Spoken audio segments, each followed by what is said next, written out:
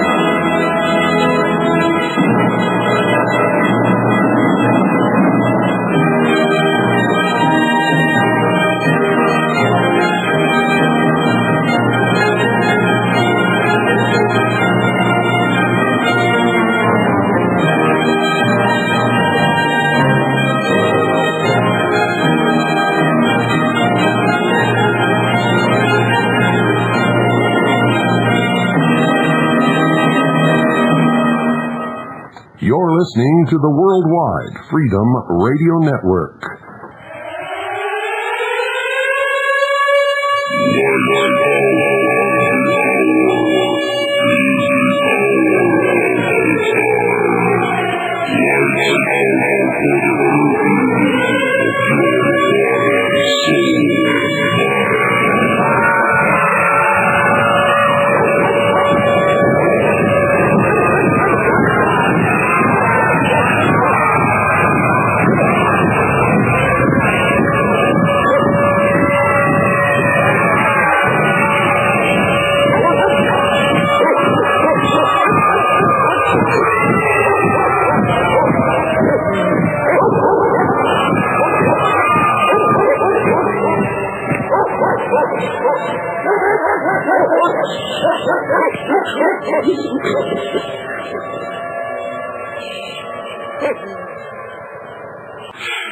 Ladies and gentlemen, we are going to continue with the Hour of the Time just exactly as we told you we would until we are finished disseminating all this information that we have accumulated that has not yet been released to the public. And believe me, we're not releasing every single bit of information that we have. In fact, there's an awful lot that we're not, but we're going to release as much as we possibly can tonight. We don't have a whole lot more to go. But we're going to continue with the Hour of the Time until we are finished. To our affiliate stations, if you wish to continue to carry this broadcast, please feel free to do so. If you do not, please return to your normal broadcasting. For those of you who are steady listeners to Quest for Health with Michael Cottingham, Quest for Health will be aired immediately following the conclusion of this special edition of the Hour of the Time.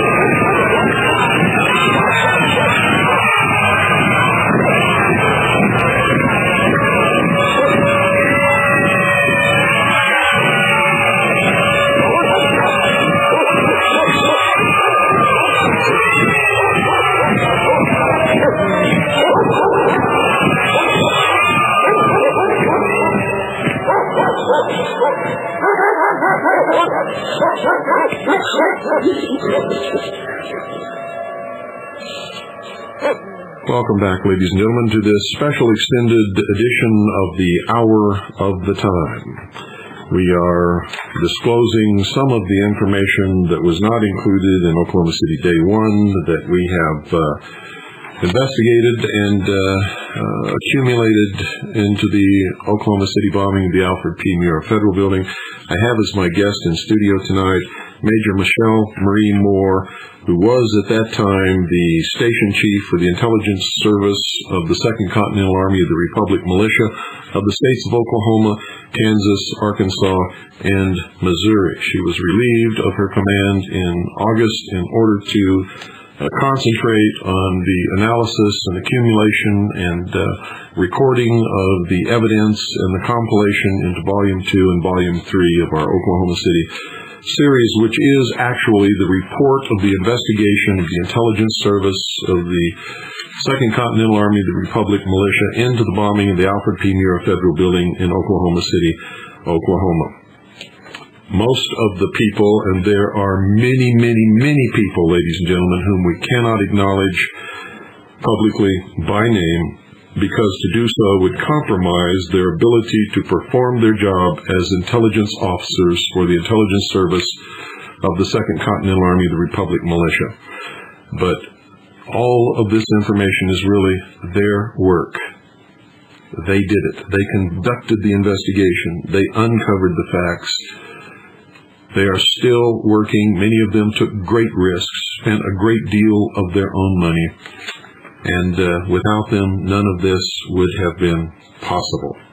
So you owe a great debt of gratitude to them, and someday maybe you'll be able to erect a statue with their name on it in your town square. They did this work directly under the supervision of Major Michele Moore, who is one of our most competent and trusted officers. And now we'll go back to her if she is ready for the next round of revelations. That's okay if you're not ready. I can talk a little bit more. If you're ready, then we'll Let's do this, and then you can talk. Okay. When we were talking about Terrence Yeakey, I neglected to mention that the autopsy report for him has disappeared from the records. At this moment, a falsified phony one has not yet appeared, although we're kind of expecting one to show up at any time. But at this particular moment, the autopsy for Terrence Yeakey has vanished. It's not available. His police reports that he filed on the day of the bombing have been pulled from the police computers and are not available. There are 4 other police officers whose reports have also disappeared from the police computers. I don't know if I ought to name them or not. Probably not. No, let's not name them right at this present time. Okay. We've spoken with witnesses who worked at the bomb site who were volunteers, and they were continually told by FBI agents, you didn't see that, or forget that you saw that, or you didn't hear that. And that was pretty much the mindset of everyone who was working downtown, that they were participating in this operation, but they weren't supposed to see or hear anything that they were seeing and hearing. Which is kind of a hard thing to pull off.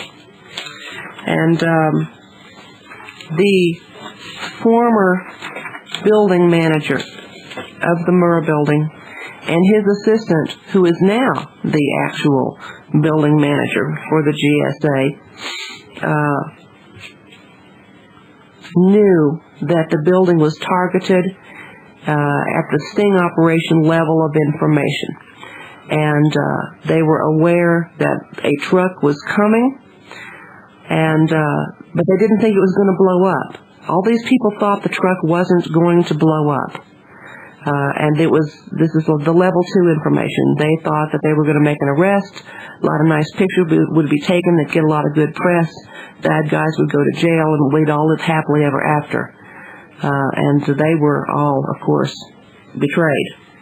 But that official building manager has since retired. He wanted out as fast as he could get out, and he knows a lot, and he could tell us a lot, and I wish he would. That's all I can say about that. I spoke with a man who works for HUD. He was on the 5th floor when the bomb went off. His desk where he was sitting was located about 8 feet from column B5. And he helped a woman escape from his office. She had been blinded by flying glass. And it took them about 45 minutes to find their way out of the building. And he was in quite a daze and really stunned by what... Oh, yes, very good. Sorry about that. That's all right. he walked all over downtown Oklahoma City. It was a panic scene, and finally had made the phone call, contacted his wife, told her that he was all right and needed to go home. And he walked over to this brake repair shop where he knew the man that owned it, looking for a ride home, and ran into 4 other GSA workers, and they gave him a ride to his house. And he recognized the uniforms that they wore, the kind of dark blue or dark green, khaki-like material, coverall-type outfits. And he said, well, I recognize your uniforms, but I don't recognize you. Are you with the GSA? And these men said that, yes, they were with the GSA out of Fort Worth, Texas. And this gentleman asked them why they were in Oklahoma City. And they told him that they had been brought into Oklahoma City the day before, which would have been April the 18th, to conduct a routine inspection of the building, a routine security inspection of the building. And it didn't occur to this man for almost a year that there was anything out of the ordinary, that these people should be brought in from out of state to routinely check the building, but he understands now the significance of that.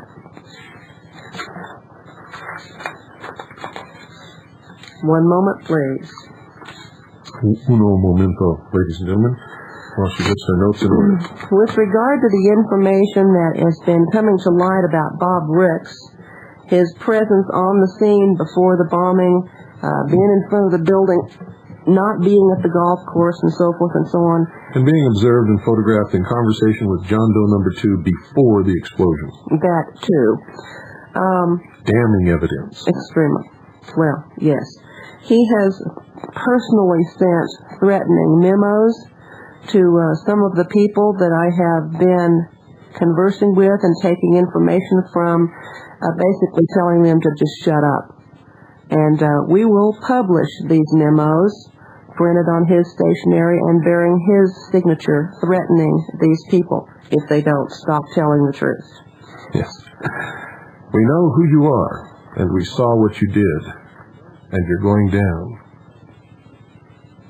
If you had a part in it, or if you know anything about it, you had better come forward now. Because if you don't, you're going to go down with those who perpetrated and carried out this terrible, terrible murder of so many people. And beyond that, it was a spear thrust deep into the heart of America. It's interesting to note that the police department rescue workers were told on Thursday, August the 20th, that the building was going to be torn down the following Friday, which would have been 8 days later. Of course, the building didn't come down until May the 23rd when it was imploded, but it was intended that the building be removed as quickly as possible. When President Clinton came into Oklahoma City for the big memorial service on Sunday, the 23rd, he met in conference with Oklahoma City Police and Fire Department officials, and he told them, "Get this mess cleaned up." That's a quote. And they were to do that as quickly as they could. In the meantime, those of us watching this on television and being horrified and everything, we were being told by officials that they were going to search and carry on and dig and remove stuff until they'd found absolutely everybody in there, and they were going to stay there until the job was done. And that's what we were told clear up until the night of May the 4th, when they publicly announced that they couldn't do any more. There were 3 bodies left in the building, but they couldn't get to them without endangering the remaining structure, and that the time had come to stop the search and recovery operation. We, on the outside, were led to believe that they just arrived at that decision, that they'd looked at the remaining structure, they'd gotten for everybody they could get, and so there was a real hard decision to make, but they made it at that moment to stop. We've since discovered that on May the 1st, the decision was made that all search would stop on May the 4th, whether they'd found everybody or not. And that was the order given to the police department, and the K-9 unit and everybody else that was working there trying to find everybody. And those guys were under tremendous pressure to make all of the last hits on bodies or whatever they were doing there within that time frame. We also know that it was a lie that they could not reach or recover those last three bodies without endangering the remaining structure of the building. There was no danger, according to structural engineers who examined the building, of the building falling down whatsoever at that point. It had been shored up where it needed to be shored up, and it was just another lie to the public in order to enable them to more quickly and more efficiently destroy all of the evidence of the internal explosions that actually occurred inside the building that they didn't and still do not want anybody to know about. Where are we going now? What are you looking for?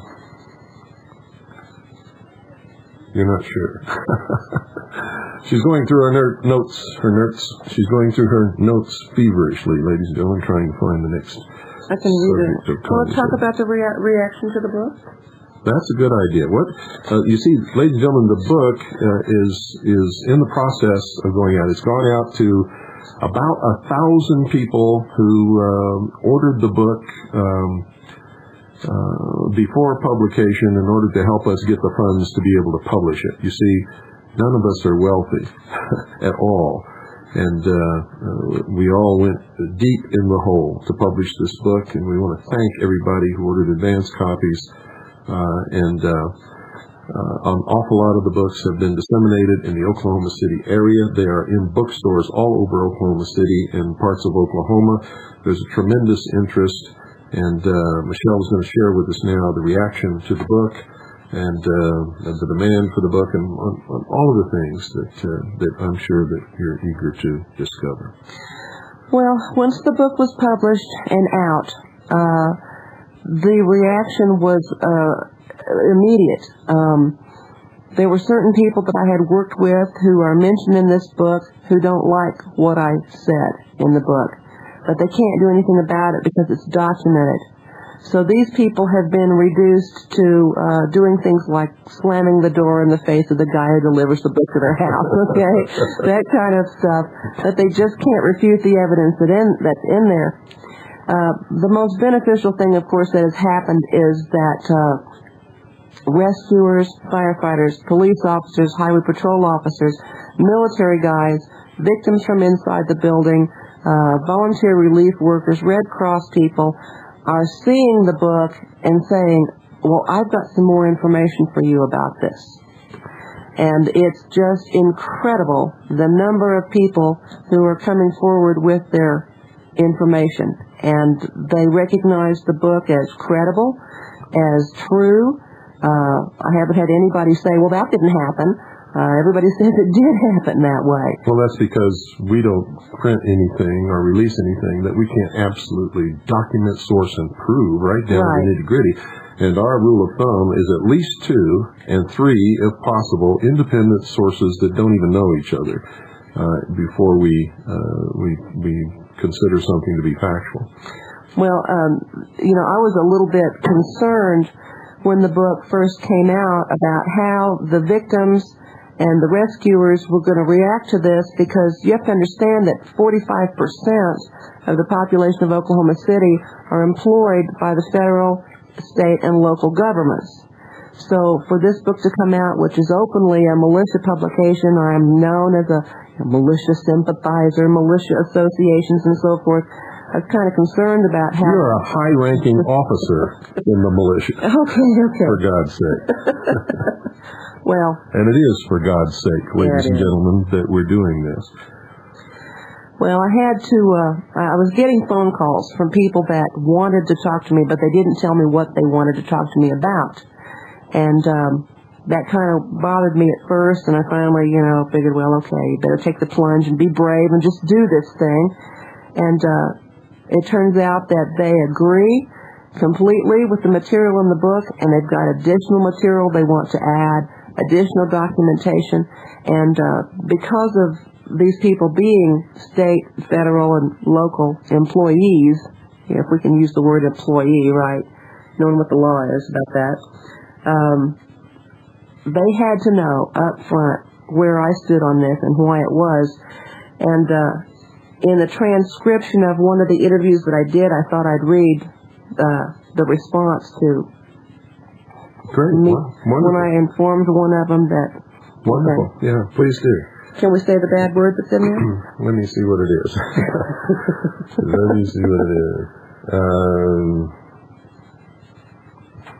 Better not. Okay. That's different from the context. Right. Yeah. I know. Okay. We're going to skip the bad word. Anyway, I told this individual that, I did have this militia affiliation, and I was going to be interviewing all these people and taking interviews and taking their conversations and transcribing them and putting together notes.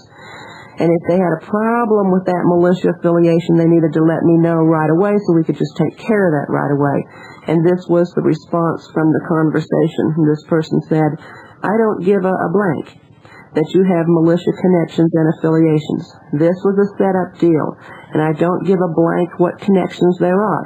The fact is, you're putting what actually happened in your book. And I don't have any connections with the FBI, ATF, or militias, but I know what the hell happened. So it doesn't matter who or what connections anybody's got, as long as they're reporting the actual facts. I can see why there's militia groups now. I can understand why there's militia groups now, because our government is corrupt, and we just want the truth to be known. The thing is, if you never lie to us, we'll never lie to you. That's the only thing we ask of everybody. All we want is the whole truth to be brought out, and if it has to come out through militia groups or whatever, so be it, just as long as it gets out there for the public to make their own decisions. But this lying and covering up is not cutting it. My biggest problem here is the fact that someone is in jail right now for prior knowledge, who we know good and well that the federal government had prior knowledge. Either release Terry Nichols or put the rest of these guys in jails with him. And that's where I'm coming from. I saw too many people die that day to listen to them say, well, Terry Nichols had prior knowledge as though he's going to stand trial for all those people who died, when I saw other people down there too. I want their asses in jail, or I want some questions answered. Why did they go out and pick him up? I think the reason they went out and picked him up was for the simple fact that they had to get someone else other than Timothy Maffei.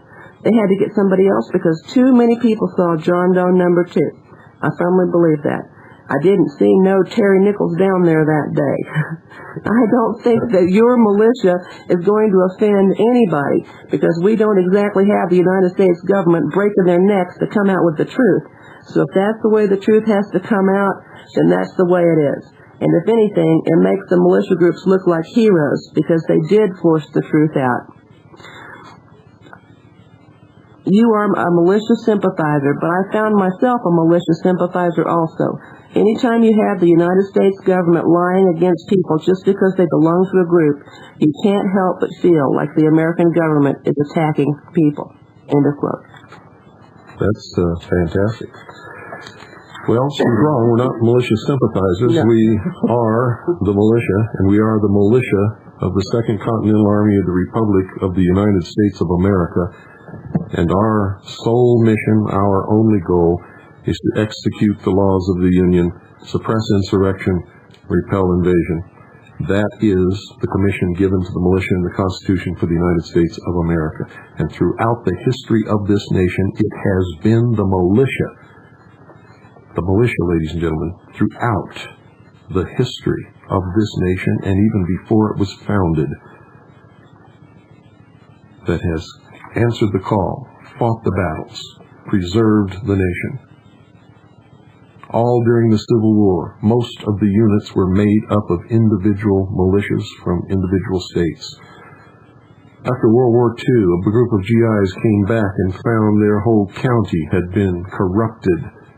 They formed a militia, and they took back the power from the crooks in their county. Ladies and gentlemen, the militia consists under the law of every able-bodied man between the ages of 17 and 45, and everyone who has been honorably discharged or is retired from the military service of the United States of America up until and beyond, if they wish, age 65. So many of you don't even know it, but you are part of the militia, whether you want to be or not. Where do we go from here? I think we have just about covered it, Bill, of what I feel comfortable bringing out this evening. Short of really pointing fingers and naming names. Oh, there was something else that we do need to talk about. What? That absolutely proves that the federal government had foreknowledge. Number one, they claimed that Timothy McVeigh was arrested when a DPS officer made a routine traffic stop. We know that that's not entirely true because we know there was a military helicopter on the side of the road. Right, and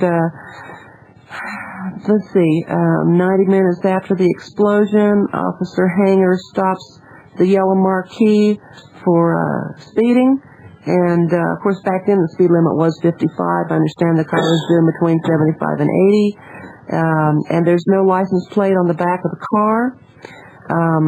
And he says, of course, that he made a standard arrest, saw the concealed weapon, which means it must not have been terribly concealed if he saw it, and took him off to the Perry County Jail. But we have eyewitnesses who saw the military helicopter, large, drop down out of the sky into the field and surround the car.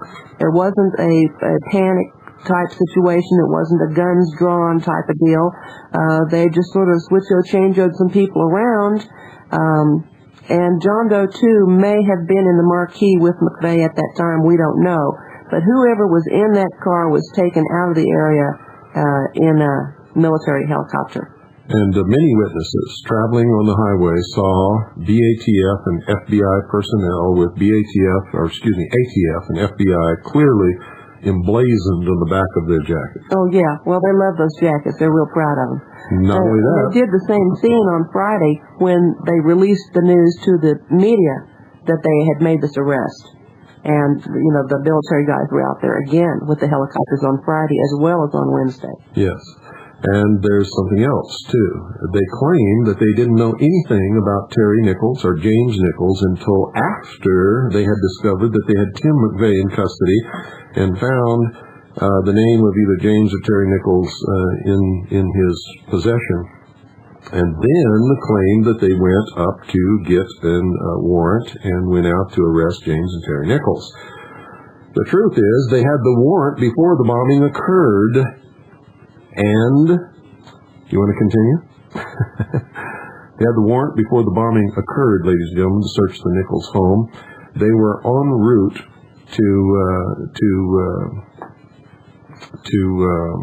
search the Nichols home before they even knew that they had Tim McVeigh in custody, according to their own testimony. Oh, you're talking about the FBI setting up the office in Sandusky, Michigan. Yes, absolutely. Yeah, okay. To tell you the truth, I was thinking about something else. I know you're tired, and I know that we're pushing you here, but I think this needs to be done. And you know what I'm talking about. Yes, I do. Yes, okay. I do. Take it from there. Okay. The FBI showed up in Michigan with a search and arrest warrants for James Nichols on Thursday, the 20th of April. The FBI stated that they did not have McVeigh, that they knew they had McVeigh until Friday the 21st.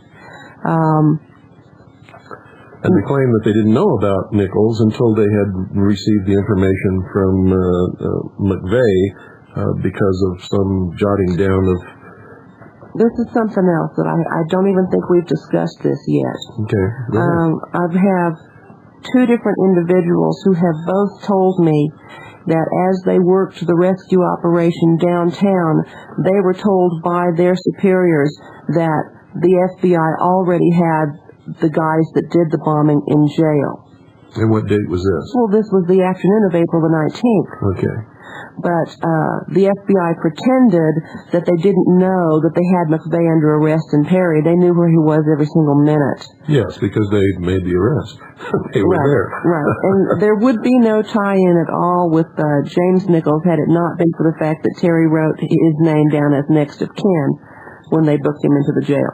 They didn't have any reason to go after James at all. Mm-hmm. But they had been surveilling McVeigh for like 2 years, and he had lived for a little while up in Michigan with James and Terry both at James's farm before he took off for Arizona and before Terry took off for Kansas. So in all that surveillance post-Waco, these were people that he was seen with and places where he had lived. And they knew all of that. Yes. Well in advance. So, you see, ladies and gentlemen, at least I hope you see, ladies and gentlemen, there is an incredible deception being carried out against the American people, a terrible crime being waged against them. For those of you who don't know it yet, for those of you who have this terrible feeling in your gut that something's wrong, you don't really know what it is, I'm going to tell you right now, World War III started a long time ago, and we've been fighting this battle, those of us who know that it's being waged, and the battle is getting terribly, terribly vicious and evil. And it is a battle, ladies and gentlemen, that is going to go either to the restoration of the Constitution and the Bill of the Rights as the supreme law of this land, or the complete and utter destruction of the United States of America and the emergence of a new world totalitarian socialist government. If you're not in this battle, you better get in it. One of the ways you can get in and begin to understand what's happening is order your copy of Oklahoma City Day One. It's $34.95, post-paid. Make your check or money order payable to Harvest, and send it to Harvest, P.O. Box 1970, Eager, Arizona, 85925. That's Harvest, P.O. Box 1970, Eager, Arizona, 85925. If you want to save $5 on postage and handling and you live in Arizona, anywhere near Springerville, go to Stewart Books. You can get it right there. In Oklahoma City, where can they go to get their books? Bollinger's Books in Oklahoma City, at Hastings Books and Video in Yukon, at Hastings Books and Video in Norman, and it should be available within the next week at the American Opinion Bookstore in Dell City. And over the coming months, ladies and gentlemen, it will be available in bookstores across the nation. Across the nation. If you want to hasten getting your book into the bookstore where you live, take the Harvest address and go there and tell them to order that book for you. You'll get it at the proper price, which is $29.95, and you won't have to pay the shipping and handling if you order it through your local bookstore. And I guarantee once they see it, they're going to want to stock it. But whether they do or not, the national distributing chains are going to be placing it in bookstores across the nation pretty soon. Is there something else you wanted to cover before we go? Only with permission. Yeah, go ahead. Maybe somebody knows. Maybe somebody knows. Okay. Yes. When the big issue about the yellow marquee, the reason that it was stopped, other than McVeigh was speeding, was that it had no license plate on the back. There are certain government officials who are saying that the FBI stole the tag off of McVeigh's vehicle. I cannot reconcile this necessarily with other witnesses who report seeing the tag hanging from one bolt off the back of the car as it sped away. But what we do know is that a great game of musical chairs has been played with the license plates on that vehicle. We were originally told that we were looking for an Arizona license plate, and the tag number was given over the television, and everybody's looking for it.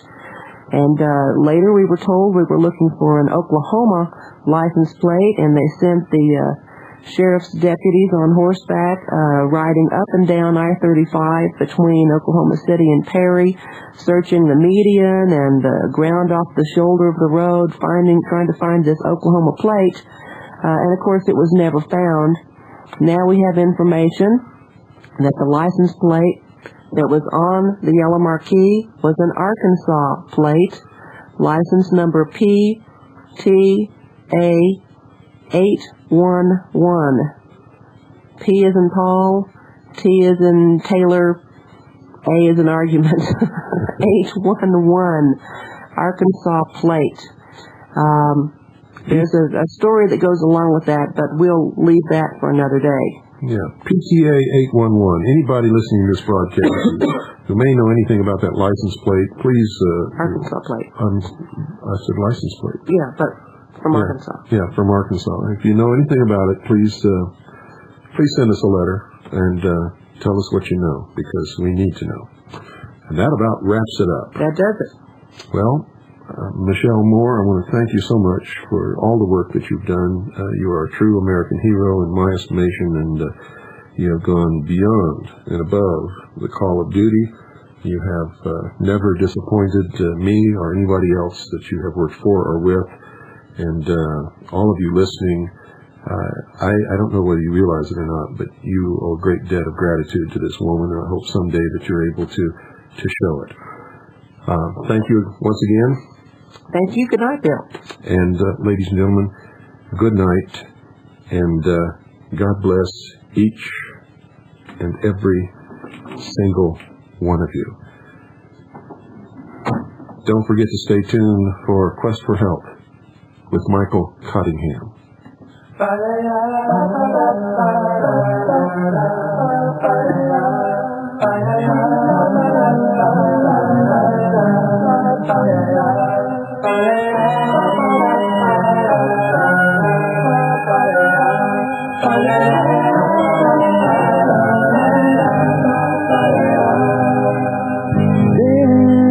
Be a graying tower alone on the sea. You became the light on the dark side of me.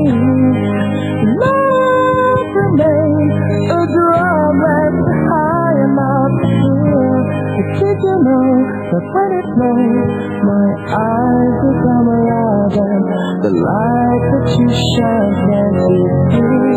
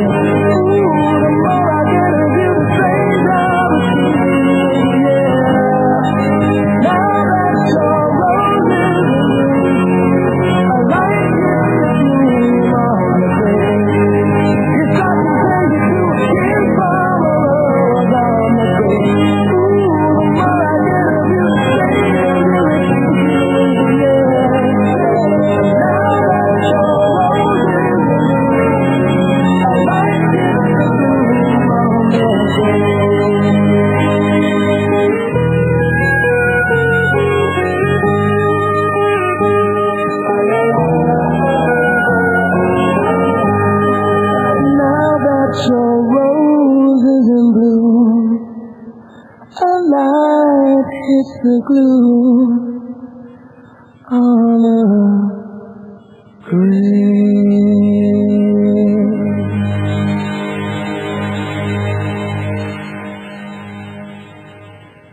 This is the Voice of Freedom.